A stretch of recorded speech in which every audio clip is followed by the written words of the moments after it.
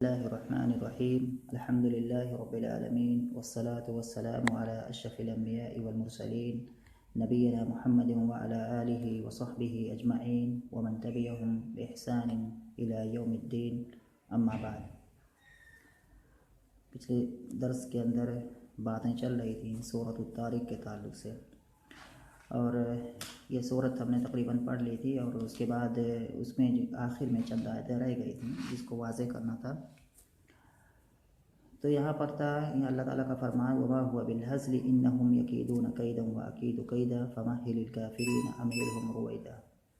وما هو بالهزل یعنی کہ یہ قرآن ہوا اس سے مراد ہے قرآن، تو وما ہوا وما القرآن بالهزل یعنی یہ کوئی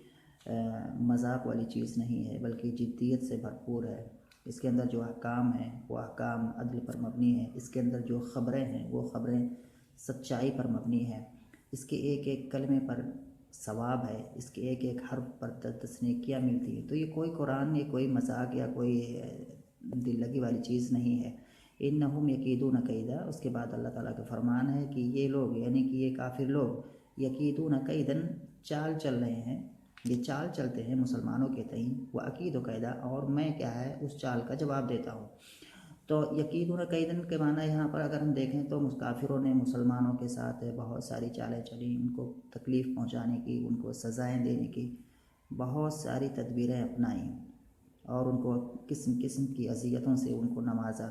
چنانچہ مسلمان ہجرت کرنے پر مجبور ہوئے، اور سب سے پہلی ہجرت انہوں نے جو کی وہ حبشہ کی طرف کی، وہ پہلی ہجرت تھی مسلمانوں کی. اس کے بعد مسلمانوں نے پھر دوسری ہجرت کی مدینہ کی طرف، یہاں تک کہ جب ان کو پتہ چلا کہ اللہ کے رسول صلی اللہ علیہ وسلم بھی ہجرت کر کے مکہ سے مدینہ جانے والے ہیں، تو انہوں نے ایک بہت بڑی سازش رچی، ایک بہت بڑا برا پایا انہوں نے ایک پلان بنایا، اور وہ پلان یہ تھا کہ اللہ کے رسول صلی اللہ علیہ وسلم کو ختم کر دیا جائے. چنانچہ اس کے لیے انہوں نے آپس میں ایک مجلس بیٹھائی، ایک مجلس منعقد کی، ایک میٹنگ بلائی، اور اس میں پورے کے قبیلے کے لوگ یا سارے لوگ جو اہم جو لوگ تھے وہ سب اکٹھا ہوئے، اور اس میں پلان بنا رہے تھے کہ کیسے ان کو جو ہے ختم کیا جائے، یہ ہجرت کر کے یہاں سے جا رہے ہیں. بہت ساری اس میں باتیں آئیں. اسی درمیان میں شیطان وہاں بھی موجود تھا، شیطان یا ابلیس جو کہ ایک بوڑھے شخص کے روپ میں وہاں پر موجود تھا. اس نے ایک پلان ان کو سجھایا، ایک بات ان کو بتائی، اور وہ بات سب کو بھا گئی. سب نے اس بات کو کیا ہے کہا کہ ہاں یہ طریقہ بہت اچھا ہے. اور وہ پلان جو تھا وہ پلان یہ تھا کہ ہر قبیلے سے ایک نوجوان تیار ہوگا،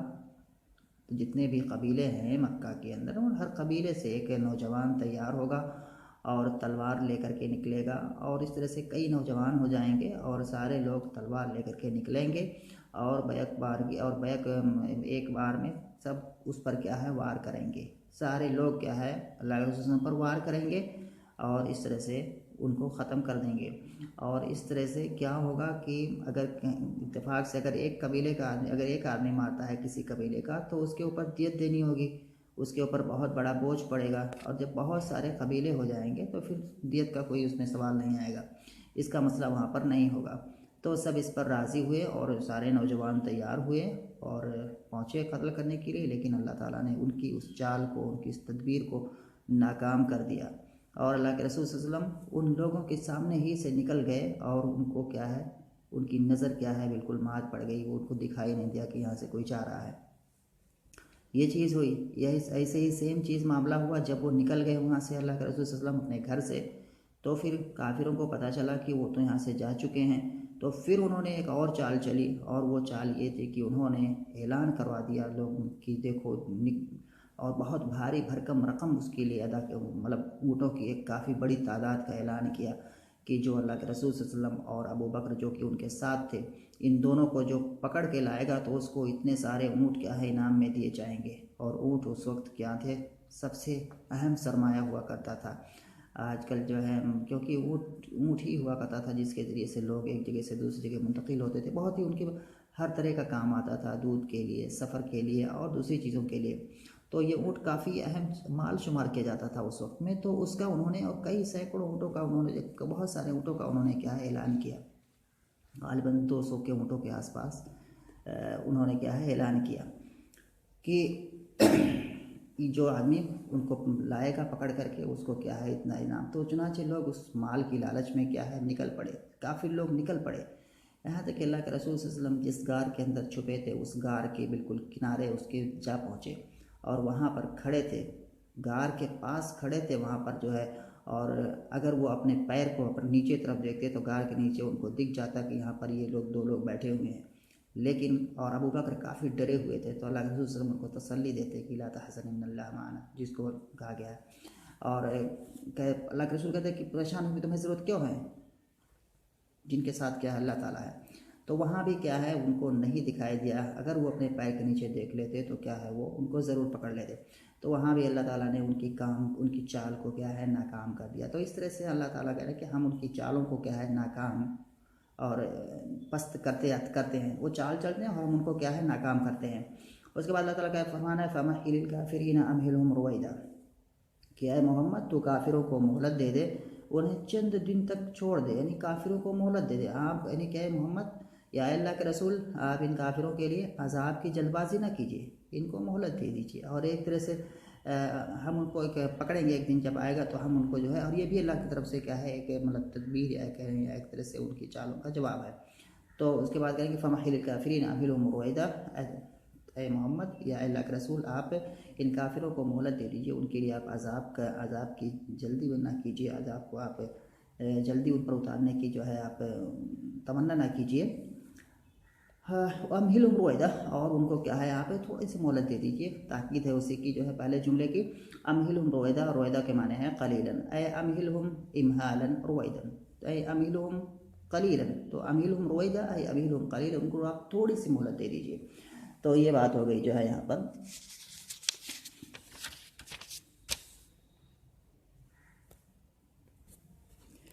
اس کے بعد اگلی جو صورت آ رہی ہے یہ ہے سورۃ الاعلیٰ، اور یہ سورہ اعلیٰ یہ مکی صورت ہے، اور اس صورت کا نام جو سورۃ الاعلیٰ رکھا گیا ہے تو یہ واضح طور پر معلوم ہو رہا ہے کہ جو پہلی آیت ہے اس کی جو ہے سبح اسم ربک الاعلیٰ، تو اس کے اندر لفظ اعلیٰ کا تذکرہ آیا ہوا ہے، اسی کی مناسبت سے اس صورت کا نام سورۃ الاعلیٰ رکھا گیا ہے۔ اور اس صورت کے بارے میں آتا ہے کہ رسول صلی اللہ علیہ وسلم یہ صورت اور سورہ غاشیہ یہ دونوں صورتیں عیدین اور جمعہ کی نماز میں پڑھا کرتے تھے،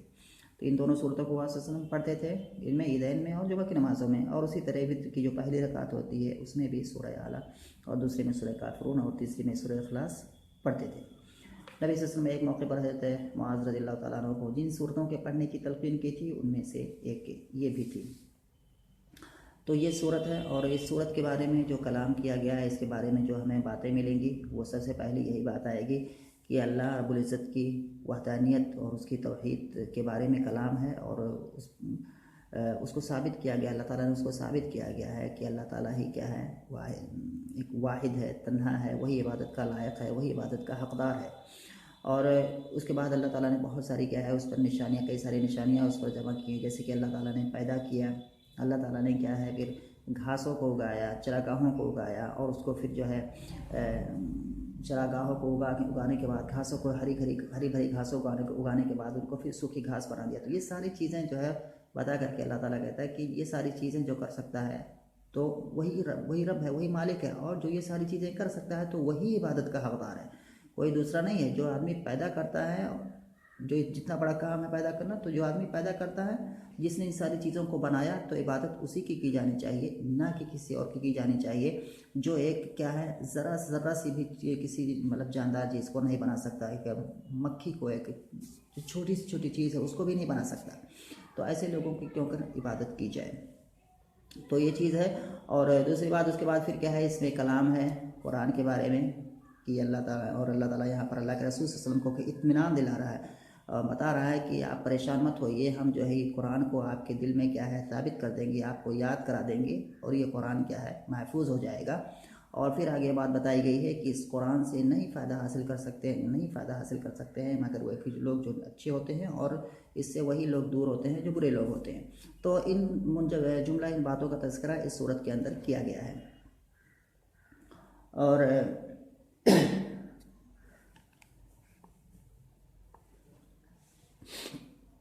شروعات ہے اس کی بسم اللہ الرحمن الرحیم سے، اور بسم اللہ الرحمن الرحیم یہ اس کے بارے میں یہ جو صحیح چیز ہے وہ یہ ہے کہ یہ ایک مستقل آیت ہے، یہ کسی صورت کا جز نہیں ہے،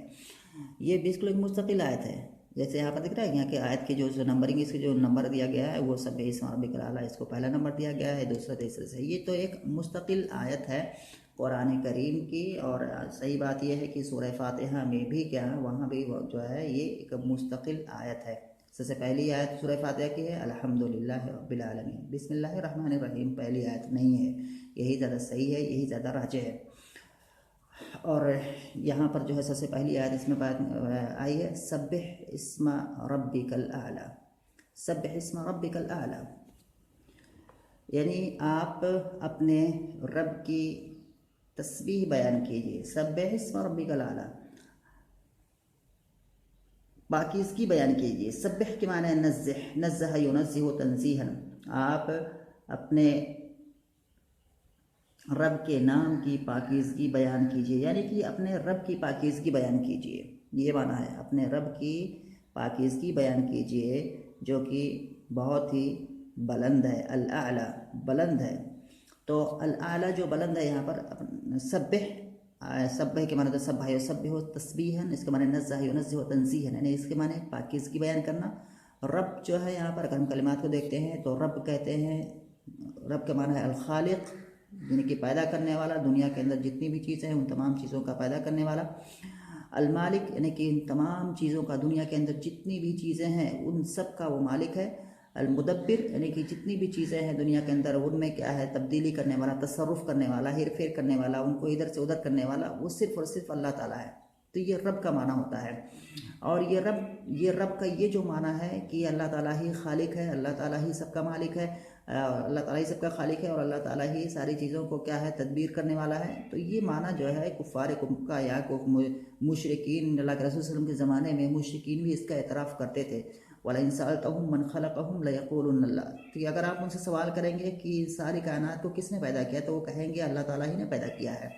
لیکن پھر اللہ کے رسول صلی اللہ علیہ وسلم نے ان سے جنگ کیوں کی، ان کو وہ کافر کیوں کہلائے؟ تو کافر اس لیے کہلائے کہ کیونکہ وہ اللہ تعالیٰ کی عبادت نہیں کرتے تھے، اللہ تعالیٰ کی عبادت نہیں کرتے تھے، اور اسی اللہ تعالیٰ کی عبادت کرنے ہی کے لیے کیا ہے تمام رسولوں کو بھیجا گیا ہے، اور اللہ تعالیٰ نے اسی کے لیے تمام لوگوں کو پیدا کیا، ما خلقت الجن والانس الا لیعبدون۔ تو یہ عبادت نہیں کرتے تھے، حالانکہ اللہ تعالیٰ ہی کیا ہے عبادت کا حقدار ہے، کیونکہ وہی کیا ہے جب خالق ہے، جب وہی خالق ٹھہرا، وہی مالک ٹھہرا، وہی مدبر ٹھہرا، سب کچھ ٹھہرا، تو پھر عبادت دوسرے کی کیوں کر کی جائے؟ تو یہ چیز جو ہے الاعلیٰ جو ہے، الاعلیٰ سے مراد کیا ہے؟ دو چیزیں مراد ہو سکتی ہیں۔ الاعلیٰ یعنی کہ اللہ تعالیٰ کی، یا تو اللہ تعالیٰ اپنی ذات میں کیا ہے ذات کے اعتبار سے بلند ہے، اور دوسری چیز یہ وہ اپنی صفات کے اعتبار سے بلند ہے۔ اللہ تعالیٰ اپنی ذات کے اعتبار سے بلند ہے تو یہ چیز واضح ہے کہ الرحمن علی العرش استوى، اللہ تعالیٰ عرش پر بلند ہے، یعنی کہ عرش جو کہ اس کا سب سے اوپر ہے، تو ایک بلند و بالا عرش کے اوپر اللہ تعالیٰ کیا ہے وہاں پر جانشین ہے۔ تو اللہ تعالیٰ، تو یہ کہ اللہ تعالیٰ کی ذات بلند ہے، یعنی کہ اللہ تعالیٰ عرش کے اوپر ہے، اور دوسری چیز کی صفات میں بھی اللہ تعالیٰ کیا ہے اعلیٰ ہے، یعنی کہ اللہ تعالیٰ کی جو صفات ہیں وہ صفات تمام کمیوں، کوتاہیوں، نقائص سے کیا ہے وہ بالا ہیں، وہ برتر ہیں۔ جیسے کہ ایک مثال کے طور پر ایک زندگی کی صفات، یعنی کہ زندگی جو ہے، تو زندگی کی جو یہ صفت ہے حیات جو یہ صفت ہے، تو یہ اللہ تعالیٰ کی ایک صفت ہے۔ تو یہ بندے میں بھی ہوتی ہے، اللہ تعالیٰ میں بھی ہوتی ہے، لیکن اللہ تعالیٰ کے یہاں جو حیات ہے وہ حیات بندے کی جو حیات سے وہ الگ ہے۔ بندے کی جو حیات ہے وہ کیا ہوتی ہے؟ بندے کی جو زندگی ہے، یہ زندگی آئی ہے، اس سے پہلے وہ زندگی نہیں تھی،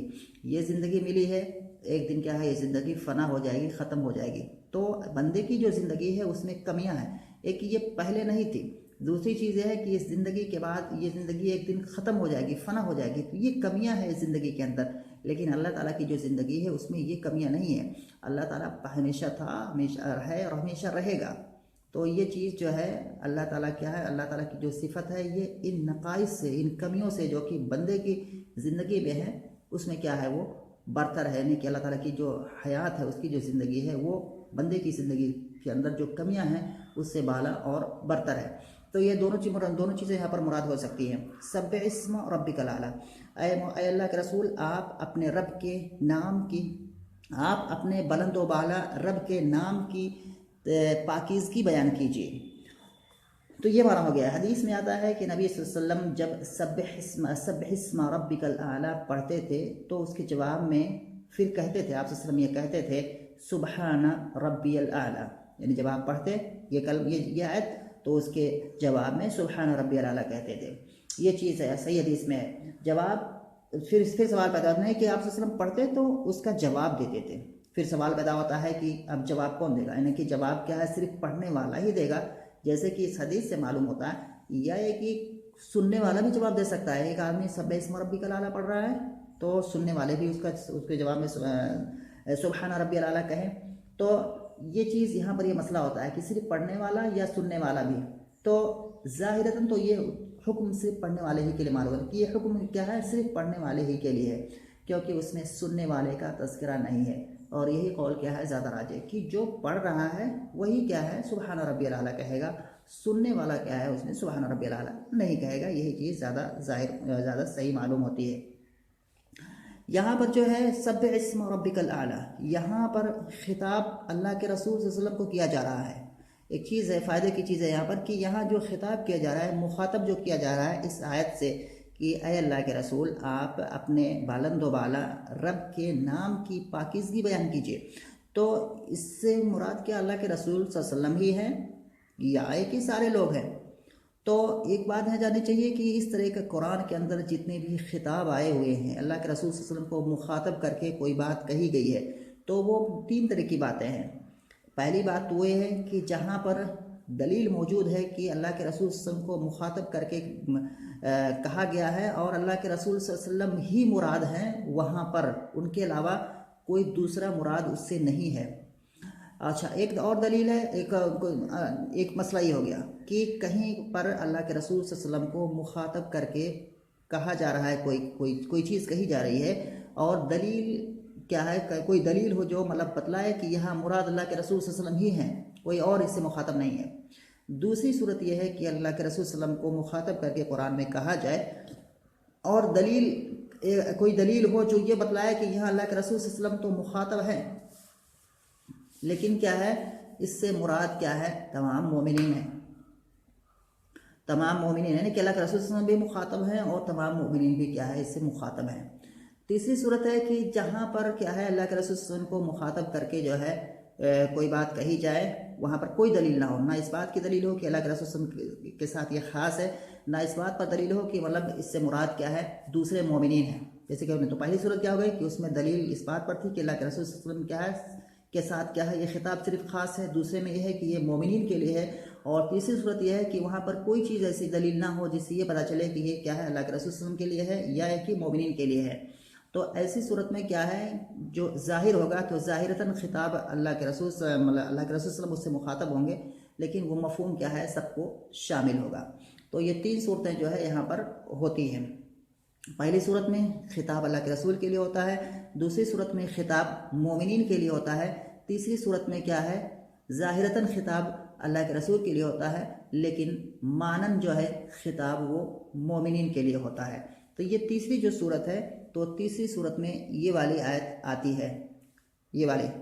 جو یہاں پر جو آیت ہے سبح اسم ربک الاعلی. تو یہاں پر بظاہر اللہ کے رسول صلی اللہ علیہ وسلم کو مخاطب کر کے کہا گیا ہے اور ظاہراً اللہ کے رسول صلی اللہ علیہ وسلم ہی مخاطب ہیں، لیکن اس سے مراد کیا ہے تمام کے تمام کیا ہے مومنین ہیں. تو یہاں یہ معنی ہو گیا. اس کے بعد کیا سبح اسم ربک الاعلی الذی خلق فسوی، جس نے پیدا کیا اور فسوی اور اس نے کیا ہے صحیح سالم بنایا. الذی خلق جس نے پیدا کیا، فسوی اور صحیح سالم بنایا. تو فسوی اس کا معنی کیا ہوگا کہ جس نے صحیح سالم بنایا، لیکن انسان کے اندر کیا ہے جو تمام اعضاء اس نے مرکب کیے کہ مطلب جس کا سر کہاں پر ہوگا، ہاتھ کہاں پر ہوگا، پیر کہاں پر ہوگا، یہ تمام چیزیں کیا ہے تو اس نے کیا ہے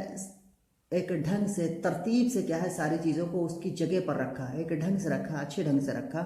اور صحیح سالم بنایا. تو یہ معنی ہے الذی خلق فسوی کا. اسی پر اتفاق کرتے ہیں انشاءاللہ پھر اگلے درس میں اور چیزیں پڑھیں گے.